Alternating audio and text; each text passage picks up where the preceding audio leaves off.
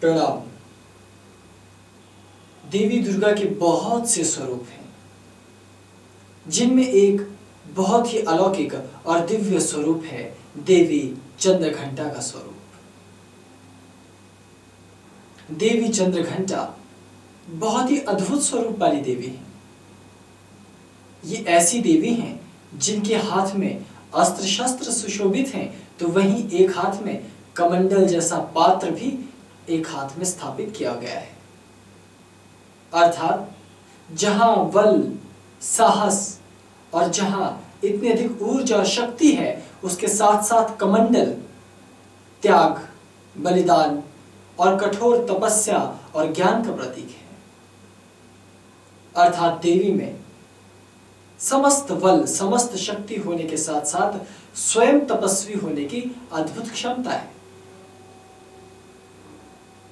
मां चंद्रघंटा के बारे में प्राचीन आगम निगम ग्रंथों की एक अद्भुत कथा है। हिमालय पर्वत पर स्थित कैलाश में शिव और शक्ति का संवाद हो रहा था। भगवान शिव देवी को क्रमशः एक एक एक कर कलाओं का और विद्याओं का ज्ञान दे रहे थे, और देवी पार्वती बहुत लगन से उन्हें सीखती जा रही थी, सुनती जा रही थी और अतिरिक्त समय में उन पर प्रयोग भी करती जा रही थी।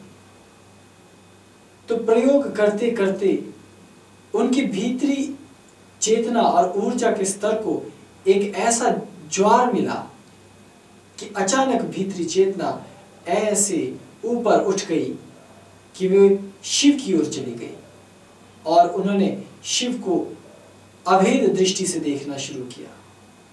देवी के अंदर इतना साहस, इतना बल और इतनी तेजस्विता आ गई थी कि उस समय शिव और शक्ति पुनः एक हो गए और शिव और पार्वती अर्धनारीश्वर स्वरूप में स्थापित हो गए, और शिव की समस्त कलाएं शक्ति को अनुभव होने लगी और दोनों का एकात्म भाव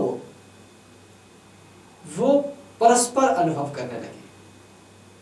उस परिस्थिति में पुनः देवी भगवान शिव के शरीर से बाहर निकली और निकलकर आकाश मंडल में स्थापित हो गई। वहां वो अपने समस्त ऊर्जा के साथ, समस्त बल के साथ सिंह के वाहन पर सवार हुई, लेकिन एक हाथ में उनकी तपस्या, उनका वैराग्य, उनका ब्रह्मत्व, उनकी सात्विकता, उनके भीतर की जो लगन, साधना की लगन, तपस्या की लगन थी, उसका प्रतीक ज्ञान वैराग्य के रूप में कमंडल उनके हाथ में रह गया। अद्भुत 10 भुजाओं वाली देवी सिंह पर आरूढ़ है, और उनका ऐसा दिव्य तेज कि तपस्या के तेज के आंच से त्रिलोकी चुंधियाने लगी। समस्त ब्रह्मांड ने ऐसा उजाला कभी नहीं देखा था। देवताओं को ऐसे में बहुत असुविधा होने लगी। वे शीघ्र कैलाश धाम पहुंचे। उन्होंने भगवान शिव से अनुरोध किया कि वो देवी को शांत करें, अन्यथा इनका तेज त्रिलोकी को भस्म करके रख देगा। समस्त प्राणियों में त्राही त्राही मची हुई है। ऐसी अवस्था में कोई श्रेष्ठ दान यथाशीघ्र आप निकालें। तो भगवान शिव मुस्कुराते हुए बोले, ये तो देवी की लीला है। इनका ये अद्भुत स्वरूप कभी किसी का अहित नहीं कर सकता। ये देवी बहुत तेजस्विनी स्वरूप वाली देवी है। उसी समय आकाश में एक अद्भुत ध्वनि गूंजने लगी। सर्वत्र ओंकार के समान अद्भुत ध्वनि गूंजने लगी। तब भगवान शिव ने अपने हाथों में एक विचित्र पात्र उत्पन्न किया। ये एक अद्भुत मिश्र धातु का बना हुआ पात्र था। इस पात्र पर उंगलियां फेरते ही और इशारा करते ही वो पात्र ध्वनि करने लगा, और धीरे धीरे उससे शंख, थाली, झांझ और घंटा की ध्वनि बहुत तीव्रता से सुनाई देने लगी। वो ओंकार नाद के समान वो ध्वनि फैलती चली गई, फैलती चली गई, और वो ध्वनि धीरे धीरे देवी तक जा पहुंची। उस ध्वनि के प्रभाव से देवी की शक्ति में और वृद्धि होने लगी। देवी का प्रकाश और तीव्र हो गया। अब देवताओं के लिए भी वहां खड़ा रहना वो लगभग असंभव हो चुका था। उन्होंने भगवान शिव से प्रार्थना की कि आप इस घंटा के नाद को बंद करिए। ये विचित्र सा पात्र क्या है? आज भी इस तरह के पात्र हिमालय के योगी, सिद्ध और नाथ संप्रदाय के योगी, बौद्ध धर्म के वज्रायनी योगी इस तरह के पात्रों का पूजा में प्रयोग करते हैं, जो उसी तरह के मिश्र धातु के बने होते हैं, जिन्हें उंगलियों से छुएं तो वो ध्वनि करते हैं, अथवा उन्हें किसी लकड़ी के काष्ठ से छुएं तो वो ध्वनि करते हैं। तो इसी तरह का एक विशेष पात्र जिससे घंटा की ध्वनि निकल रही थी, उसने देवी के तेज को बढ़ाया। इसलिए देवी घंटा स्वरूपिणी हो गई, घंटा निनादकारिणी हो गई। उस समय जब उनका तेज त्रिलोकी में किसी से सहा नहीं जा रहा था और देवता हाथ जोड़कर व्याकुल खड़े थे, तब शिव ने चंद्रमा को आदेश दिया कि हे चंद्रमा, तुम जाकर देवी के शिरोभाग में स्थापित हो जाओ। तुम्हारी शीतलता से देवी की योग शक्ति और तपस्या शक्ति वो उग्र होने की जगह शांत होने लगेगी। तब देवी का यही स्वरूप अत्यंत शांति प्रिय लगने लगेगा। भगवान ऑर्डरदानी शिव का आदेश पाते ही चंद्रमा जाकर देवी के केश राशि पर मुकुट के ऊपर जाकर स्थित हो गए। जैसे ही वो देवी के शिरोभाग पर स्थापित हुए, देवी के शरीर से आनंदमय किरणें निकलने लगी। उनका अद्भुत स्वरूप देखकर देवता गदगद हो गए और वो हाथ जोड़कर देवी की स्तुति करने लगे। घंटा के अद्भुत नाद के कारण और सर पर चंद्रमा स्थापित हो जाने के कारण देवताओं ने, विशेषतः देवराज इंद्र ने सर्वप्रथम देवी को चंद्र घंटा देवी कहकर संबोधित किया। और उस स्थिति में देवी ने इंद्र को कहा कि तुम्हारा दिया ये नाम मैं धारण करती हूँ, क्योंकि भगवान शिव ने घंटा नाद कर मेरी शक्ति को बढ़ाया और चंद्रमा ने उसे संतुलित किया, इसलिए मैं चंद्र घंटा के नाम से इस जगत में विख्यात रहूंगी। मैं अपने भक्तों के लिए चंद्रमा के समान शीतल रहूंगी। लेकिन जैसे घंटा के नाद से मेरी शक्ति बढ़ी थी, वैसे ही पापियों के प्रताड़ित करने पर, पाप कर्म करने पर मेरी शक्तियां उन्हें नष्ट करने में तत्पर हो जाएंगी। मेरे भक्तों को कोई भी कष्ट या वेदना होगी तो मैं घंटा नाद करते हुए समस्त भयों, दुखों और परेशानियों का अंत कर दूंगी। और देवताओं को देवी ने अभय वरदान देते हुए स्वर्ग लौटने का आदेश दिया। देवताओं के साथ साथ ऋषि मुनियों ने देवी के ऐसे अद्भुत स्वरूप के जब दर्शन किए तो वो भी देवी की स्तुति करने लगे। इस प्रकार से देवी का एक अद्भुत स्वरूप इस सृष्टि के सामने आया, जिसे कहा गया देवी चंद्रघंटा। ऐसी अद्भुत शक्तिशालिनी देवी की साधना आराधना से भला वो कौन सा कार्य है जो संपन्न हो सके। हमारा मानव जीवन तो बहुत छोटा है और हमारी समस्याएं भी बहुत छोटी हैं। जो देवी समस्त ब्रह्मांड का संचालन करती हैं, उनके लिए हमारी समस्याएं बहुत निमिष मात्र हैं। तो ऐसी परिस्थिति में जो भी भक्त विशेष पर्व काल में, नवरात्र में, विशेष शुभ काल, तिथि और त्योहार में देवी चंद्रघंटा की साधना एवं आराधना करते हैं, तो उनके जीवन में अद्भुत प्रकाश बिखरता है। देवी स्वयं साधक को अभय देती है, उनके क्लेशों, कष्टों, पापों एवं संतापों का हरण करती है। देवी का भक्त ऐसा भक्ति का रसा स्वादु हो जाता है कि उसे तीनों लोकों में देवी के सिवा फिर कुछ और नहीं भाता। देवी साक्षात कल्प वृक्ष है। ऐसी देवी की साधना आप भी कर सकते हैं। देवी की कर्मकांड प्रधान साधना करने के लिए देवी का चित्र अथवा प्रतिमा लेनी चाहिए और उसे एक साफ वस्त्र भूमि पर बिछाकर अथवा भूमि पर एक लकड़ी का बाजोट बिछाकर उस पर वस्त्र स्थापित करें, उस पर देवी का चित्र अथवा प्रतिमा स्थापित करें।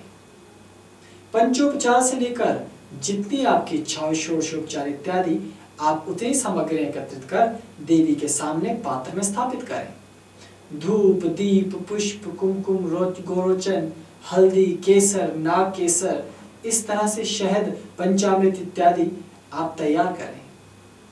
देवी को नारियल अर्पित करें, मिष्ठान एवं ऋतुफल अर्पित करें। फिर अपनी साधना के लिए एक आसन भूमि पर बिछा दें। कुमकुम से स्वयं को तिलक करें, पूजा के सभी पात्रों को तिलक करें। नारियल पर मौली बांध दें, अपने हाथ में भी रक्षाबंधन करवा दें। तदंतर अक्षमाला अर्थात रुद्राक्ष की माला या रक्त चंदन की माला, आप इच्छानुसार माला लेकर उसे धूप दीप दिखाकर उसे पवित्र करें। देवी के मूल मंत्र अर्थात नवारण मंत्र से देवी का आवाहन करें। ओम ऐं ह्रीं क्लीं चामुंडाय विच्चे इहा गच्छ इह तिष्ठ स्थापय। इस प्रकार से देवी का मानसिक आवाहन करते हुए पुष्प, अक्षत इत्यादि देवी की प्रतिमा पर आपको अर्पित करना चाहिए। और यदि आप देवी के सामने ही यज्ञ आहुति देना चाहते हैं तो पूजन स्थल पर ही कुछ दूरी पर यज्ञ कुंड का निर्माण कर लें, अथवा यदि आपके पास बना बनाया यज्ञ कुंड है तो उसे स्थापित कर अपने निकट लकड़ियां और यज्ञ सामग्री, हवन सामग्री धृत के साथ एवं शहद के साथ मिश्रित कर पंचमेवा सहित वहां पहले से ही स्थापित कर रखें। तदंतर देवी के मूल मंत्र का आपको जाप करना है और मूल मंत्र पढ़ते हुए देवी को धूप, दीप, फल, नैवेद्य श्रद्धा सहित अर्पित करें। देवी का अद्भुत मंत्र है ओम क्लीं ह्रीं ऐं चंद्रघंटा देव्यै नमः। ओम क्लीं ह्रीं ऐं चंद्रघंटा देव्यै नमः। तो जब आप पुष्प चढ़ाएं तो हाथों में पुष्प लें और मंत्र पढ़ें ओम क्लीं ह्रीं ऐं चंद्रघंटा देव्यै नमः पुष्पम समर्पयामि। और जब आप चावल चढ़ाएं तो अक्षत हाथ में लेकर मंत्र पढ़ें ओम क्लीं ह्रीं ऐं चंद्रघंटा देव्यै नमः अक्षतम समर्पयामि। इस प्रकार से आप बीजों के सहित देवी मां की स्तुति कर सकते हैं। यहाँ कालांतर में बीजों में भी भेद है। कुछ ग्रंथों में ओम क्लीं ऐं ह्रीं शब्द भी है और कुछ मंत्रों में ओम क्लीं ह्रीं ऐं चंद्रघंटा देव्यै नमः मंत्र भी है। तो आप इसमें संदेह न करते हुए केवल मूल मंत्र का जाप कर सकते हैं। तो जाप के लिए आप माला लें और अपने हृदय के पास रखकर फिर मंत्र का मन ही मन जाप करेंगे। मंत्र का उच्चारण इसी प्रकार करें ओम क्लीं ह्रीं ऐं चंद्रघंटा देव्यै नमः। ओम क्लीं ह्रीं ऐं चंद्रघंटा देव्यै नमः। ओम क्लीं ह्रीं ऐं चंद्रघंटा देव्यै नमः। इसी प्रकार आप एक एक कर अपने इच्छित अभिलाषा के अनुसार या भक्ति भाव से जितना आपको लगे उतनी मालाओं का जाप कर आप फिर यज्ञ की आहुति दे सकते हैं।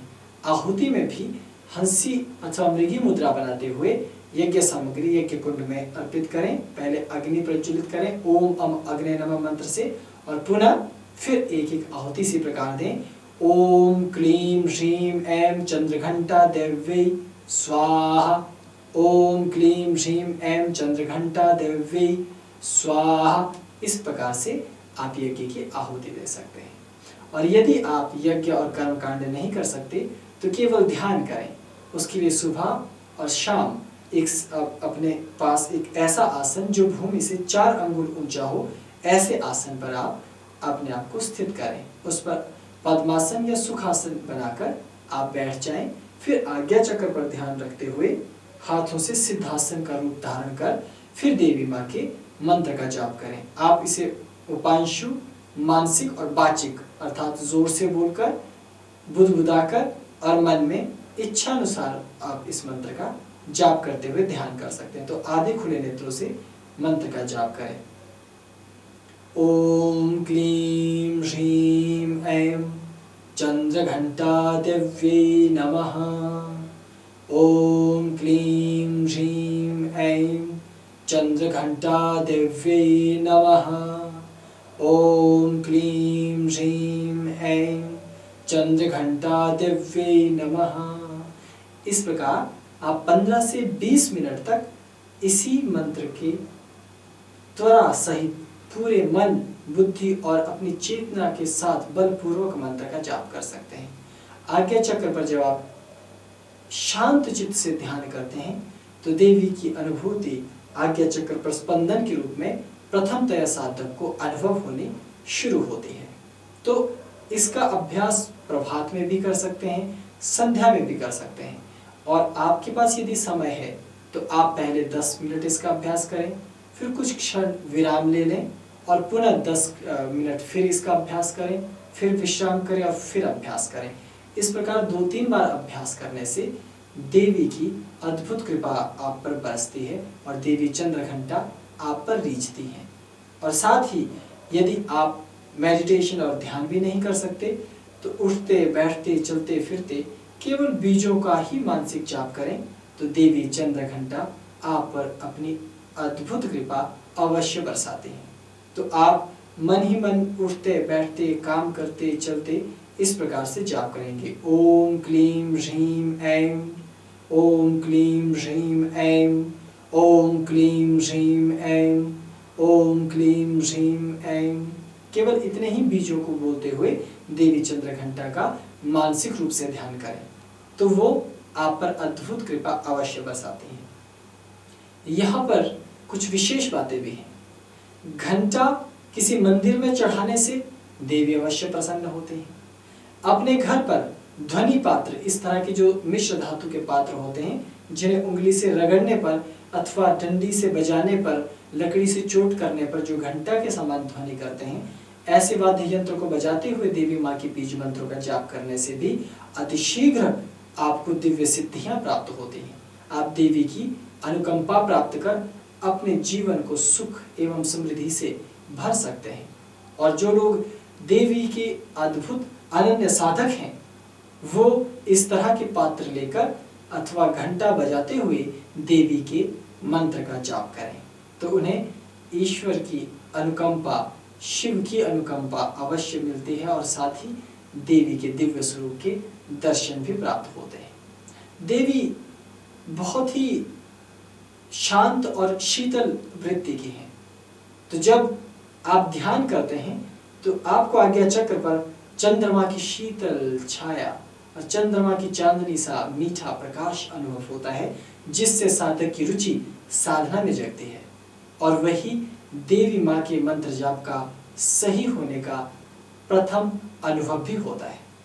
आप इसी तरह से अपनी सुविधानुसार साधना कर देवी माँ की अद्भुत कृपा अपने जीवन में अवश्य प्राप्त करें। आपके सभी कष्ट देवी माँ अवश्य दूर करेंगे। आज देवी चंद्रघंटा की पूजा एवं साधना में इतना ही। ओम नमः शिवाय।